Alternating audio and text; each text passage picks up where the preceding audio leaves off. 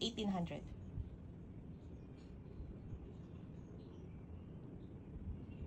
Wednesday. Galing! Good thinking. Next question. Do you know July 14, 1856? What day? You can say you don't know. I don't know. So, if July 4, 1856 is Friday, what day is October 31, 1856? Saturday. I don't know. Sige, let's try again. If July 4, 1856 is Friday, what day is October 31, 1856? Friday. Very good. Good job, girlie. Thank you.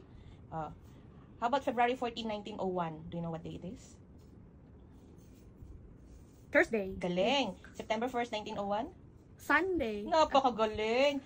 March 17, 1950. Friday. Galing. November 25, 1950. Friday. Saturday. Galing. How about